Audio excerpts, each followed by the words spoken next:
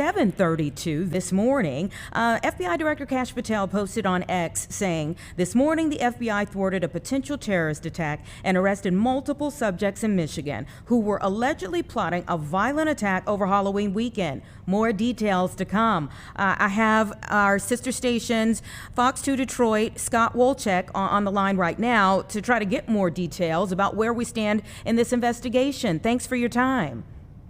Hi there. Yeah, you know what? This is something where there's a lot of details that we got to find out, and we're working to get to the bottom of this. You actually see me. I'm here on Hoarder Street. This is in Dearborn, okay? So we don't know exactly if the National FBI is involved with the raid here, but there has been FBI agents going in and out of a home here on Hoarder Street all day, pulling out a whole bunch of evidence. We also had a couple other FBI raids happening maybe 2 miles down, as well as in Inkster. People that I've talked with have all kind of said that this has been a very scary thing. The family that lives in this home right here behind me, they all say that they were a super nice family. Now, we do know multiple people have been arrested, but it's one of those things where there's still a lot of details to come, and we're still working on figuring out exactly what happened, because Director Kash Patel did say that they foiled an allegedly violent plot that was linked to a terrorist organization.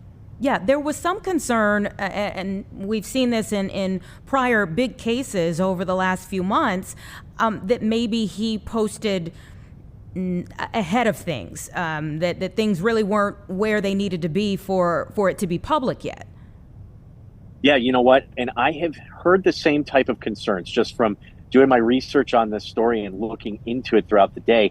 Because, you know, one thing that is a little odd, right? So we know that the FBI's been out here all morning, but it feels a little preemptive to make a tweet like that before the raids are actually all said and done, right? You know, the FBI is kind of a mysterious organization sometimes, so you kind of have to wonder, was this preemptive, was it not? And a lot of us are still kind of waiting on a little more details from Director Patel to see what exactly is the situation. Yeah, and so I'm seeing this was an alleged plot involving a group of young people, some of whom are minors, who had been engaging online with Islamic extremist content, but that there's no public documents that have been filed. Have you all been, have you had maybe a producer or someone looking through some public files to try to see if they find anything? Yeah, you know what? We have been digging and looking, but we haven't seen anything publicly filed just yet. It is one of those situations where it's a developing, it's a developing storyline. So it's a pretty complicated and interesting thing, because we've got so many different scenes where we've seen the FBI actually running in to these homes, leaving with evidence, but we don't even have the details from the FBI on, are these directly linked to that tweet?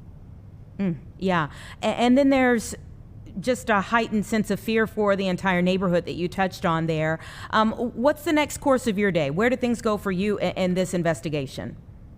You know, I think that as soon as I get a little bit of time on my hands, I'm going to try and check out another one of these scenes. Now, we had another reporter who was out at a scene maybe 2 miles from here, but we've heard there was possibly another one. But it does seem as though the FBI has kind of wrapped up their raids. We're just really waiting on some details. I was able to speak to some neighbors out here, and they all said that the people that lived in the home, super nice people. Now, they did say that they had a few teenagers living in the home, maybe 5 children there, but they weren't able to see who exactly was taken into custody. We have seen in probably the past 10 minutes or so, a lawyer, or who seems to be a lawyer, walked into the household. So I'll try and make some contact with him and see if he can give us some details. Okay, thank you so much for your reporting. We appreciate it. Scott Wolchek there with Fox 2 Detroit. Thank you.